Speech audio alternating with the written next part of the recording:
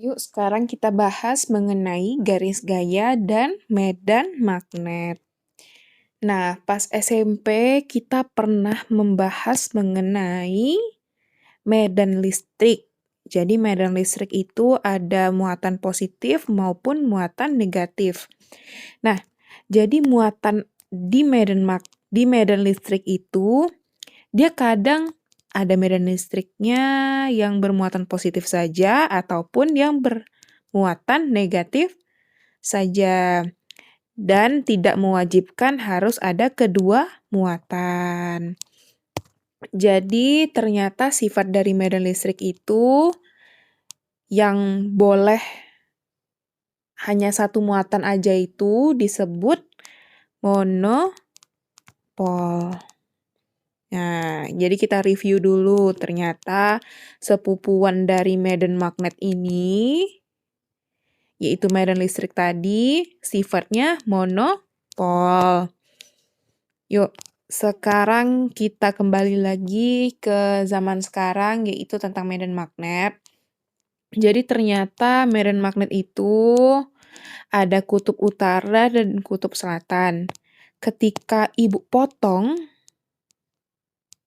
kedua kedua magnet tadi, jadinya apakah medan magnet ini akan terpisah menjadi kutub utara saja atau menjadi kutub selatan saja? Ternyata di magnet tidak demikian.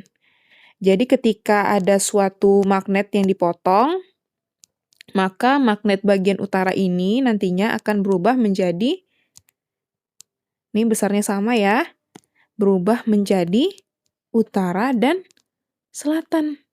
Lalu magnet yang awalnya selatan tadi berubah menjadi kutub utara dan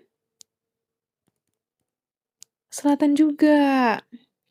Nah, misalnya magnet yang kecil ini kita potong lagi. Apakah berubah menjadi magnet utara saja atau magnet selatan saja? Ternyata tidak. Dia akan tetap menjadi magnet kecil dengan dua kutub, utara, selatan, utara, selatan. Begitu seterusnya. Nah, kejadian itu bisa dinamakan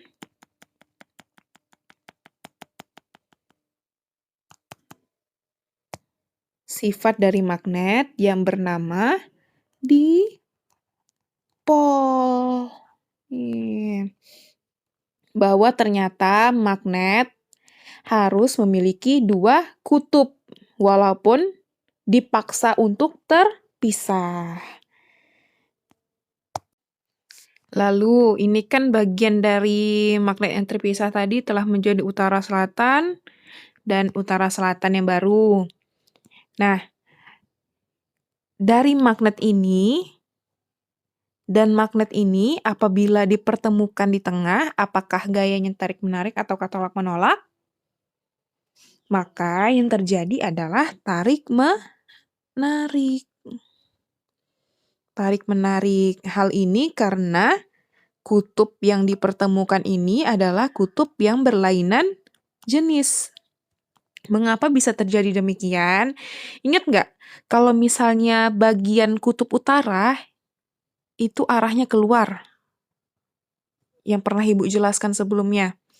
Lalu bagian selatan, arah kutubnya masuk. Nah, jadi ketika arah gaya ini dipertemukan, maka jumlah dari gaya ini, arah gaya ini bertambah. Seperti ini. Jadi dia tidak saling menghabiskan, malah saling mensupport. Seperti itu. Makanya ketika dua kutub ini dipersatukan, yang terjadi adalah tarik-menarik.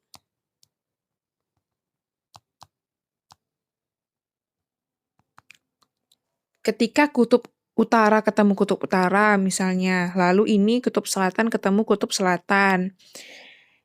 Kan kutub yang bertemu itu kutub yang sejenis. Nah, jadi coba kita sama-sama buktikan mengapa hal ini bisa terjadi. Pada bagian kutub selatan, apakah gayanya itu keluar atau masuk? Oke, kutub selatan masuk, ini juga kutub selatan masuk. Nah, jadi ketika kutub selatan ini masuk, panjang nih misalnya, dia dari sini ke sini, ya kan? Masuk dia. Ini juga dari sini, masuk dia. Ternyata jumlah dari gaya ini tidak saling bertemu. Jadi seperti ini. Tep, tep. Ini misalnya panjangnya 2, ini 2. Jadinya habis. Maka jumlah dari gaya-gaya ini tidak saling mensupport, tidak saling mendukung, malah saling menghabiskan atau melibas. Nah, makanya dari gaya ini yang awalnya ke sini, utara ke selatan, mereka bertemu di sini, jadi salingnya tolak-menolak di sini. Makanya magnet dengan kutub yang sama ketika dipertemukan akan saling tolak-menolak. Tolak-menolak. Ya. Maka dapat disimpulkan ketika kutub beda dipertemukan, tarik, menarik.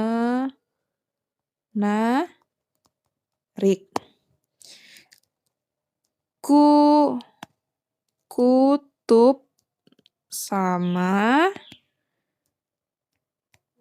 tolak menolak.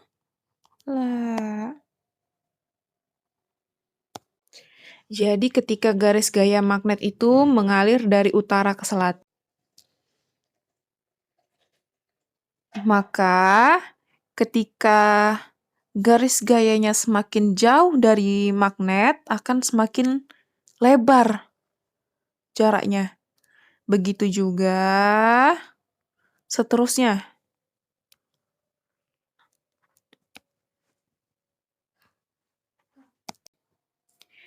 Berkebalikan dari kuat tarikan oleh garis gaya magnet ini, jadi apabila jaraknya semakin jauh, semakin besar, maka kuat medan magnetnya akan semakin kecil. Apabila garis-garisnya semakin kecil-kecil atau rapat-rapat, maka kuat medan magnetnya akan semakin besar. Seperti itu. Maka dapat disimpulkan dari materi garis gaya, yuk kita masukkan pengertian medan magnet menurut garis-garis gaya magnet. Jadi ternyata medan magnet adalah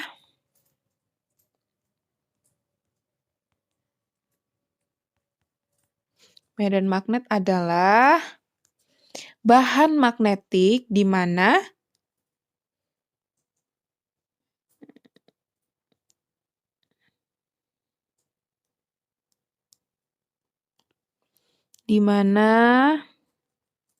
garis